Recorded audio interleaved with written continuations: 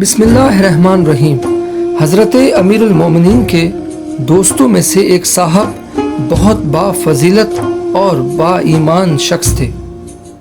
بدقسمتی سے ان سے ایک خطا ہو گئی جس کی بنا پر ان پر حد جاری کرنا ضروری ہو گیا تھا، اور کیونکہ علی جیسا عادل شخص کہ جو دشمنوں کے لیے سخت تھے، وہ اپنے محبوں کے لیے نرم تو تھے، لیکن وہ یہ بات بالکل پسند نہیں کرتے تھے کہ میرا محب، میرا پیروکار کسی خراب کاری میں اور کسی گناہ میں پڑ جائے۔ حضرت امیر المومنین نے اس شخص کا دایاں پنجہ کاٹ دیا، اور اس شخص نے اپنے پنجے کو بائیں ہاتھ سے پکڑ لیا۔ خون کے قطرے گر رہے تھے اور وہ چلے جا رہے تھے۔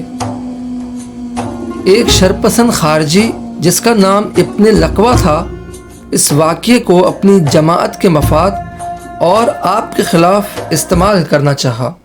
وہ بڑے ہمدردانہ انداز میں آگے بڑھا اور ان صاحب سے پوچھنے لگا کہ تمہارا ہاتھ کس نے کاٹا؟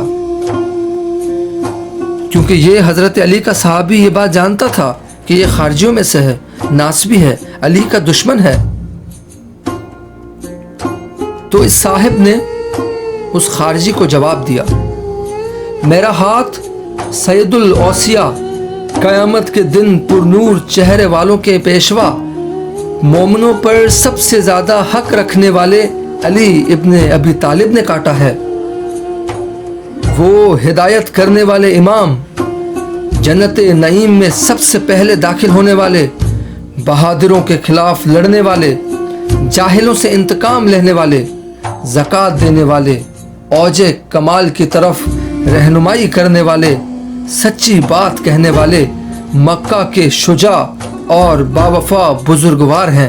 ابن لقوہ نے جب یہ بات سنی، جب اس صحابی کا ایسا جارحانہ کلام سنا، تو وہ کہنے لگا، وائے ہو تم پر، اس نے تمہارا ہاتھ کاٹ دیا اور تم اس کی یوں تعریف کر رہے ہو۔ ان صاحب نے جواب دیا، میں ان کی تعریف کیوں نہ کروں، جبکہ ان کی محبت میرے گوشت اور خون میں رچ بس گئی ہے۔ خدا کی قسم، انہوں نے میرا ہاتھ نہیں کاٹا مگر اس حق کی بنا پر جو خدا نے مقرر کیا ہے۔ اسی مناسبت سے حضرت علی کا ایک فرمان ہے کہ اگر میں اپنی تلوار سے کسی مومن کی ناک کاٹ دوں اور اس سے کہوں کہ مجھ سے نفرت کر، تو وہ مجھ سے نفرت نہیں کرے گا، لیکن اگر میں کسی منافق کے ہاتھ میں زمین و آسمان کے خزانے رکھ دوں اور میں اس سے کہوں کہ مجھ سے محبت کر، تو وہ مجھ سے محبت نہیں کرے گا۔